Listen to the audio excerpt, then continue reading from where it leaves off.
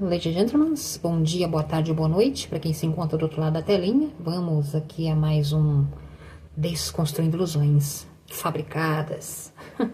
Como vão vocês? Tudo bem?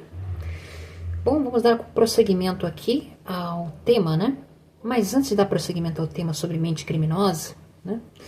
Eu quero abordar aqui um caso que estava vendo agora há pouco, né? Um vídeo sobre na verdade, um react, né? Um react a respeito dos joguinhos do tigrinho, né? Fazendo a gente pensar quem são aqueles que oferecem dinheiro para esses influencers, né? Divulgarem esses joguinhos fraudulentos, enganosos, que induz as pessoas jovens dessa geração a terem patologias, né? Induz aos vícios, né, dos jogos, né? Muitas vezes enchendo os consultórios de doenças, né, patológicas, os consultórios de psicologia, psiquiatria, né, enchem as consultórios com pessoas que têm esse vício em jogos, né. Mas quem são exatamente essas pessoas que estimulam, induzem pessoas a viciarem em jogos, né? Aqueles joguinhos com telinhas coloridas, com tigrinho, com números atraentes, com a ideia enganosa e tapafúrdia de que você pode ganhar dinheiro rápido e fácil, né? Como eu já havia comentado a respeito em vídeos anteriores, né? Eu mesma já fui vítima disso, né? Mas, graças a Deus, eu acordei a tempo, né? E reconquistei tudo que eu perdi de volta, né? Pois bem, ladies and gentlemen, que a gente leva a gente a pensar, né? Quem são esses influenciadores, essas pessoas que oferecem 1 milhão, 3 milhões, 20 mil, 30 mil, né? São os desenvolvedores dos jogos, né? Aqueles que estão por trás de tudo, que não aparecem, ficam nos bastidores, né? Que estão no topo da pirâmide, né? Dos fraudulentos, enganosos, manipuladores mentais, né? Induzindo as pessoas a viverem numa miséria, né? A se tornarem pessoas dependentes, tristes, deprimidas, né? E também doentes, né? Emocionalmente doentes, né? E jovens que não têm nenhum conhecimento do que acontece, né? Se tornam viciados, né? Como diz aquela expressão, né? Que de boas intenções o inferno está cheio. Não é verdade? Pois bem, ladies and gentlemen, vamos falar aqui sobre o castigo de nascer perverso, né? Sobre a Mente é Maravilhosa, é uma revista digital aqui, né? O castigo de nascer perverso, que leva uma pessoa a ser perversa, né? Ter uma natureza perversa, né? Não só distintamente sendo uma pessoa que uma patologia, distúrbio ou transtorno mental específico, mas sim ela é perversa porque é a natureza dela ser, né? Embora muitos não aparentam ser assim, né? Em sociedade, são até sedutores, né? São pessoas sedutoras, que têm uma certa, né? Uma estratégia de convencimento e persuasão, muitas vezes, né? Como os serial killers e sociopatas e condutopatas de nossa era, né? E também do século XX, né? Que já conhecemos na história, até mesmo nos Estados Unidos, né? Se vocês pesquisarem a respeito, né? A definição da perversão apresenta incontáveis dificuldades. Inicialmente o termo foi associado de maneira equivocada e suposto desvios sexuais, né? Esse conceito está excluído atualmente. A psiquiatria adotou os termos disfunções e parafilias, né? Para casos relacionados a situações sexuais, né? A matéria que da Mente é Maravilhosa, né? De 5 de março de 2015, né? Foi atualizado, né?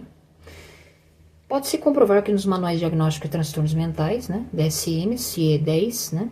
CID-10, desvincula-se a denominação de perversão da parafilia ou disfunções sexuais. Como pensa uma pessoa perversa?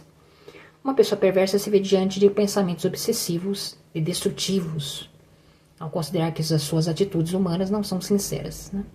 Evidentemente, é uma condição anormal da personalidade, no qual a perverso ou a perversa, pode ser mulher também, desenvolve sentimentos de destruição em relação aos seus semelhantes, através de pensamentos e atos de caráter maldoso, né?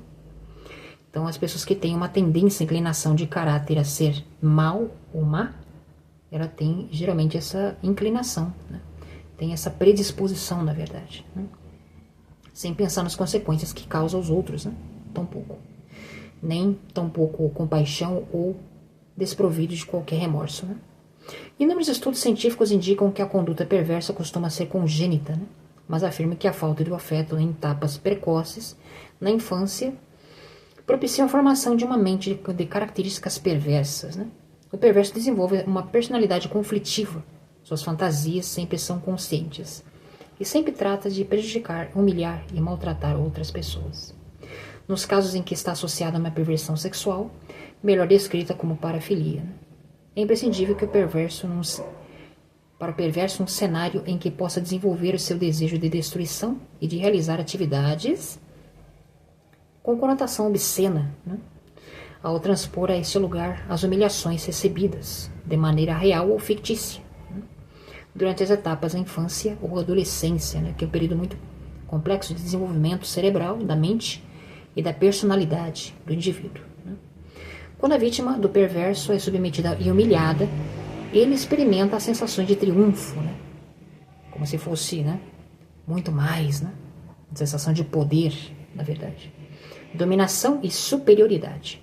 E necessita definitivamente sentir-se vingador e não vítima, né?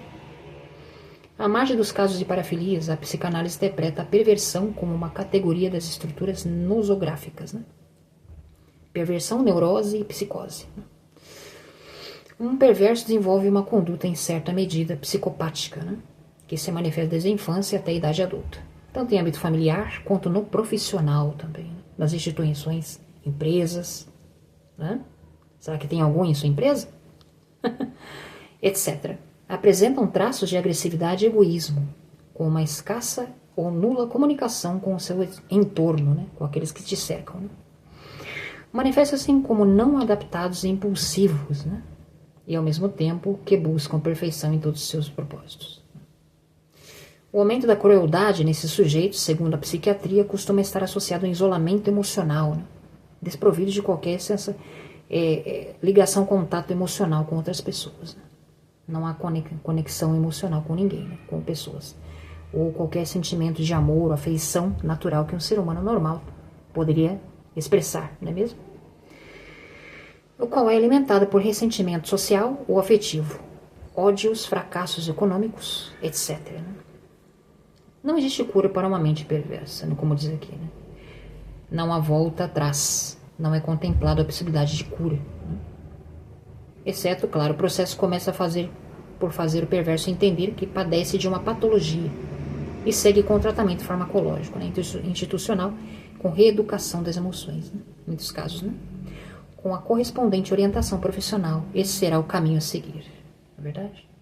Imagens de radiodiagnosticadas do cérebro indicam que nos perversos patológicos, algumas zonas relacionadas às emoções, né, do lóbulo pré-frontal, né, que é o setor das boas maneiras, apresentam alguns graus de deterioração, motivo pelo qual se propõem antidepressivos e antipsicóticos como parte do tratamento, né, em alguns casos mais graves, né?